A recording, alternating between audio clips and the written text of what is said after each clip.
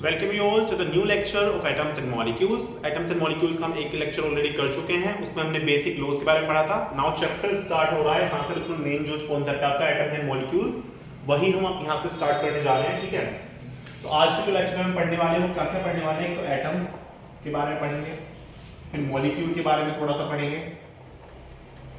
And lastly हम ions को भी एक बार थोड़ा सा डिस्कस कर लेंगे। ठीक है, ये तीन चीज है, इन तीन को हमें डिस्कस करना है। ठीक है, तो सबसे पहले हम एटम की बात करते हैं। एटम क्या है? ठीक है, बेसिकली एटम है क्या?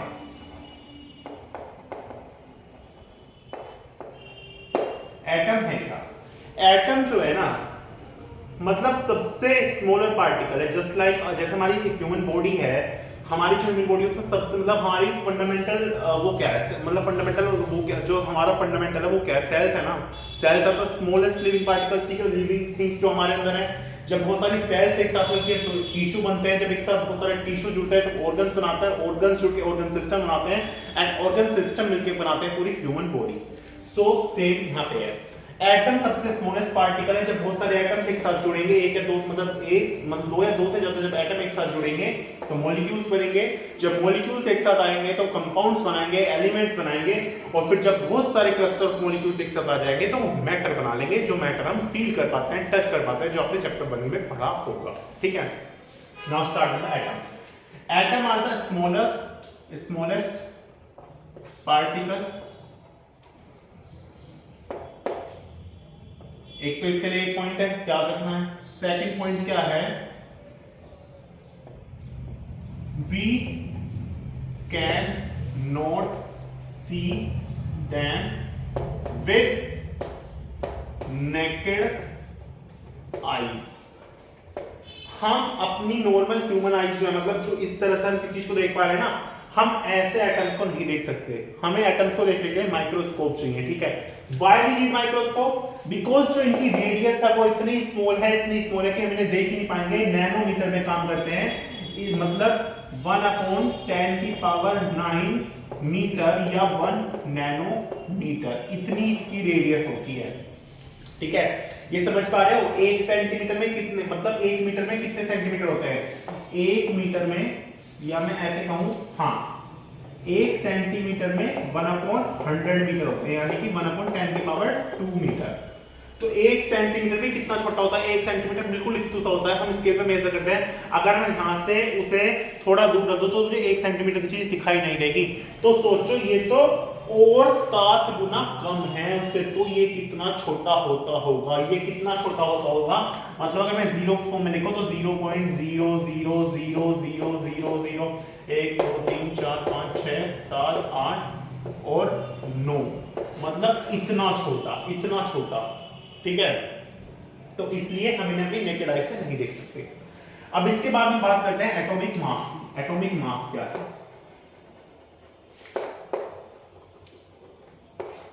एटॉमिक मास जो है ना, डाल्टन ने एक बात कही थी, जो डाल्टन एटॉमिक थ्योरी पढ़ी, डाल्टन ने एक बात कही थी कि जो एक मतलब हर एक एटम की ना एक डिफरेंट केमिकल प्रॉपर्टी है, और वो डिफरेंट केमिकल प्रॉपर्टी क्या है? वो है इसका atomic mass. It is a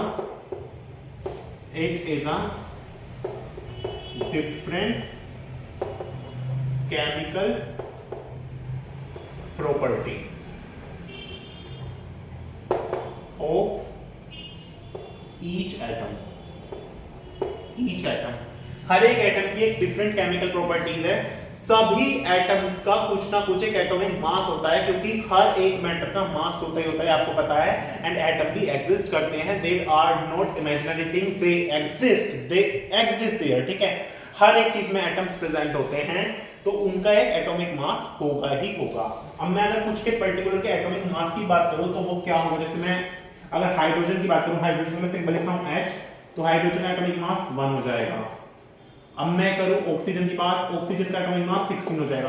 atomic mass निकालना बहुत सिंपल है, अगर एटॉमिक नंबर याद हो तो मास निकालना बहुत सिंपल है, क्योंकि 99.9% एलिमेंट्स का जो एटॉमिक मास है वो उनके एटॉमिक नंबर का डबल हो जाता है। जैसे ऑक्सीजन का एटॉमिक नंबर 8 है तो इसका 16 हो जाएगा।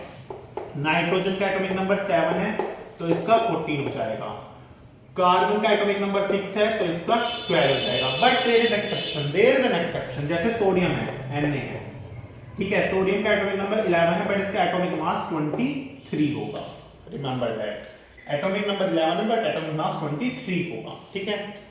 क्लोरीन है, इसका एटॉमिक नंबर 17 है बट एटॉमिक मास 35.5 होगा, अगर बिल्कुल एग्जैक्टली चलो। बट हम क्वेश्चंस में जब तोल करते हैं 35 ले लेते हैं, 36 ले लेते हैं, कोई फर्क उससे ज्यादा पड़ता नहीं है, ठीक है। अगर क्वेश्चन में गिवन है ये लेके सॉल्व करना है तो ये लेके सॉल्व करना है। तो ये था एटम्स के बारे में इंफॉर्मेशन जो आपको मुझे देनी थी, ठीक है। अब मॉलिक्यूल्स पे मूव करते हैं, इसका आप स्क्रीनशॉट लीजिए जो लेते हैं, ये स्क्रीनशॉट।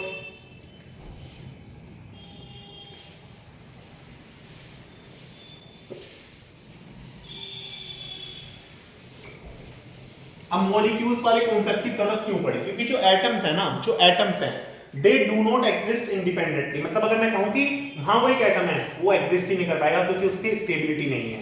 उसे स्टेबल होने के लिए मॉलिक्यूल बनाने पड़ेंगे, मतलब उसे एक से ज्यादा एटम। अगर मैं कहूं ये खाली एक एटम पड़ा है, डजंट एग्जिस्ट, डजंट एग्जिस्ट। अब इसे एग्जिस्ट करने के लिए क्या करना पड़ेगा?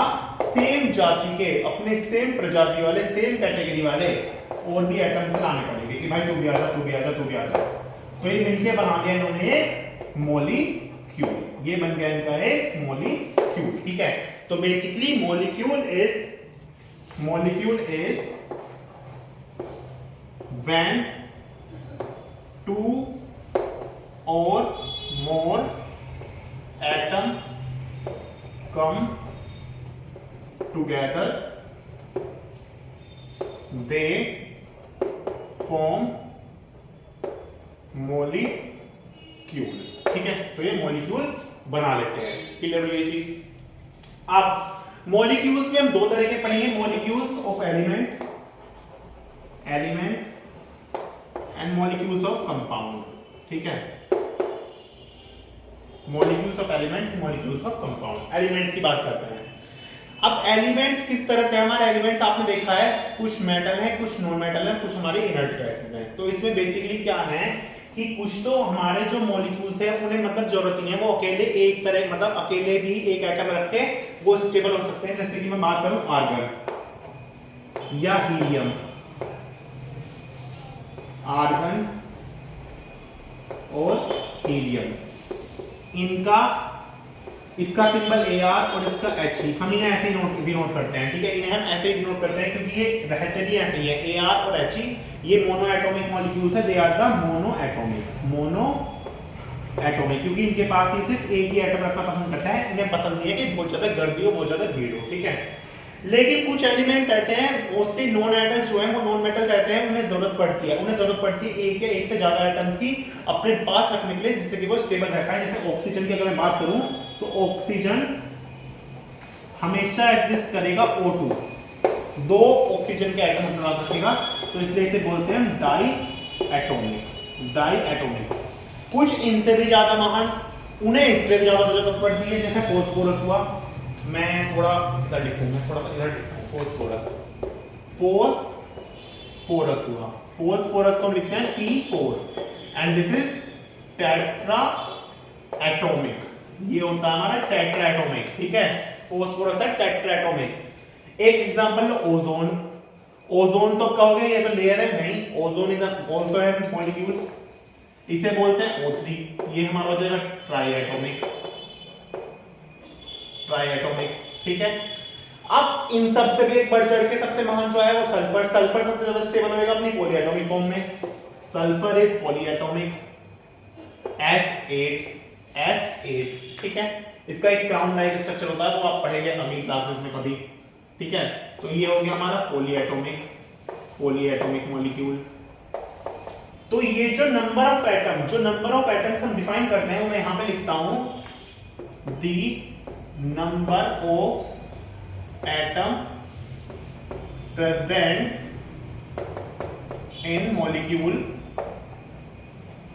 Is known as their atomicity। इसे हम बोलते हैं इनकी एटोमिसिटी, ठीक है। ये बात याद रखनी है क्योंकि ये एग्जाम में डेफिनेशन पूछ लेते हैं कि what is atomicity, then you have to answer the number of atom present in a molecule is known as their atomicity। that means ये मोनोएटॉमिक है, डायएटॉमिक है, टेट्राएटॉमिक, ट्राइएटॉमिक, पॉलीएटॉमिक है, जो भी है वो उस मॉलिक्यूल की एटोमिसिटी कहलाएगी। ठीक है। अब कंपाउंड्स की बात करें, अब जब ये कंपाउंड मतलब जब ये मॉलिक्यूल्स हमारे बन गए, अब ये मॉलिक्यूल ऑफ एलिमेंट्स जो है जब ये भी बहुत सारे एक साथ हम कंबाइन करते हैं, जब एक साथ कंबाइन होंगे तो ये कंपाउंड्स क्रिएट करने शुरू करेंगे। अब कंपाउंड क्या होंगे, कंपाउंड के एग्जांपल्स मैं कंपाउंड के सिर्फ एग्जांपल लेके आपको बताऊंगा, क्योंकि डेफिनेशन सबकी सेम है, डेफिनेशन कोई आपसे पूछेगा नहीं, ये बहुत बेसिक चीज है, क्योंकि आप पहले इसका स्क्रीनशॉट लो, मैं रख रहा हूं, ठीक है।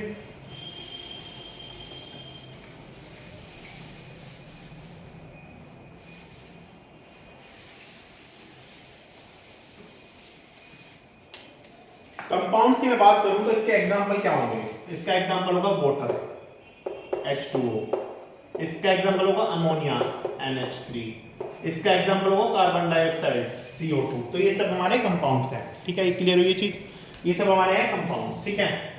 अब H2O है, अगर मैं इसका रेशियो निकालूं, रेशियो बाय मास निकालूं तो कितना होगा, इसका रेशियो बाय मास कितना होगा। अब मुझे बताओ, H2O को फिर बताया था 1:8 होता है, 1:8 कैसे आया, क्योंकि हाइड्रोजन का एटॉमिक मास 1 है और ऑक्सीजन का एटॉमिक मास 8 है, वो सॉरी 16 है, ठीक है 16 है, ये तो ये हुआ। लेकिन यहाँ पे हाइड्रोजन के 2 मॉलिक्यूल है, तो मैं इसे 2 करूंगा तो ये 2 से ये कटेगा और ये 8 आ जाएगा, तो ये 1:8 आएगा। सेम मुझे अमोनिया का बता दो, अमोनिया का क्या होगा, NH3 है, हाइड्रोजन के यहाँ पे 3 हैं और नाइट्रोजन के यहाँ पे कितना 1 है, तो ये 14 हो जाएगा, 14:3 आ जाएगा। सेम CO2 का बता दो, CO2 का कितना हो जाएगा, कार्बन का यहाँ पे 1 है यानी कि 12, ऑक्सीजन के यहाँ पे कितने हैं 2 हैं यानी कि 16 2 जा 32, इसे सोल्व करो, 2 6 जा 12, 2 16 जा 32, 2 3 जा 6 और 2 8 जा 16, तो ये आ जाएगा 3:8, ठीक है। रेशियो बाय मास इनका ये होगा, तो ये क्लियर हुआ, ये इतनी चीज भी क्लियर हुई, ठीक है।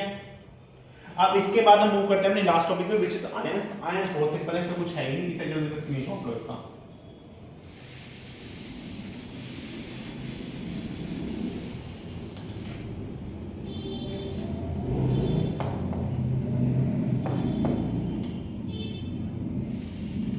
Some atoms carry some charges to attain stability, and these charged atoms known as ions, और इन्हीं एटम को हम आयंस बोल देते हैं, ठीक है। चार्ज स्पीसीज जो है हम आयंस बोलते हैं। अब ये चार्ज कैरी करते हैं, सोडियम है, सोडियम के ऊपर +1 चार्ज है, Na carry the plus charge, Cl carry the -1 charge.